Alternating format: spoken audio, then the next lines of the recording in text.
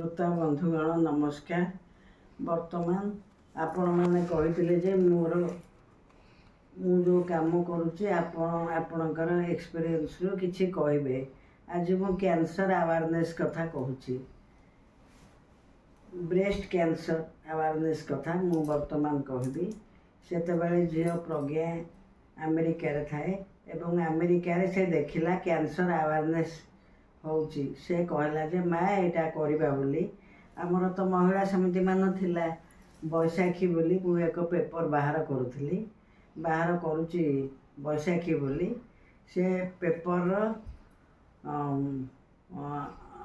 बैशाखी महिला समिति रे आम माने मु प्रेसिडेंट थिली, स्वर्ण खुंटिया सेक्रेटरी, सुलेखा कमली सुलेखा बहिदार, कमलिनी महापात्र, ममता नाथ, पद्मालया पट्टनायक,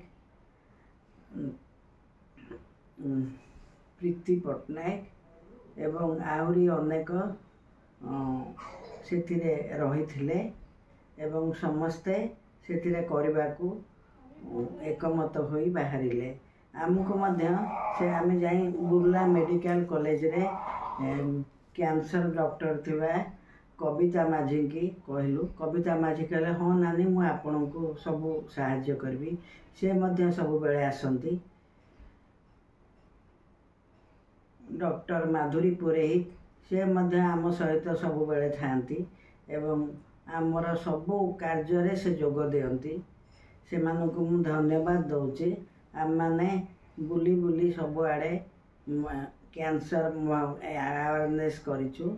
प्रज्ञा शिखिकी आसला किपरि कैंसर देखैकि से माने करि पारिबो कैंसर जानिबो केमती सेटाकू से कहे एवं डाक्तर माने कहंती कैंसर विषय।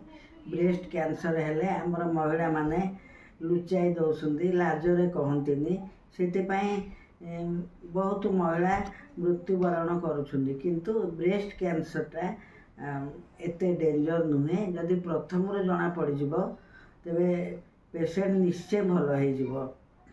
बहुत पेशेंट भल होते आमर प्रति मीटिंग रे 3 जन 4 जन आसिकी से किपरि कैंसर होता केमो दिया होता एवं किपरि से भल हेले तांकर अनुभूतिटा को से अन्य महिला मानकु कहती एवं कहती भौणी माने तुम माने भय करबनी, एटा निश्चय भल हो। जदि किछि तमे देखिल असुविधा लागिला तेबे ब्रेस्ट तेबे सांगे सांगे जाए डाक्तर परामर्श नब, एटा भल हो।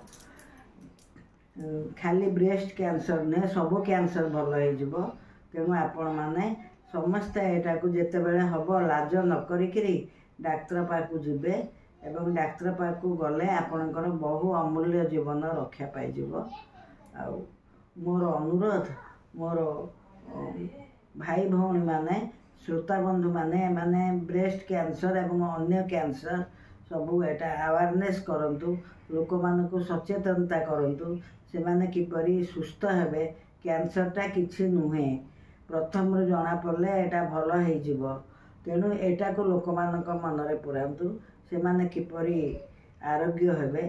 सेटा जदि आम माने एमती कैंसर अवेयरनेस विभिन्न जगार करिकरी लोक मानकु बुझाइबा, मोर विश्वास कैंसर निश्चय भल हो। रोग तो हबार हम किंतु रोगटार चिकित्सा अच्छी, से चिकित्साटा आम कराइबा दरकार। आमको सीडीएमओ कलेक्टर संबलपुर बहुत साहाय्य करिसंती एवं लोक माने भी बहुत साहाय्य करिसंती। एटा महिला माने सब एकजुट होइकरी आमे सब लागी थिलु एटा करिवा लागी एवं सेटा सक्सेसफुल होइछि बोली मु भाबुछि। आपण मानको अनुरोध आपण एटा बहु मात्रा रे करंतु।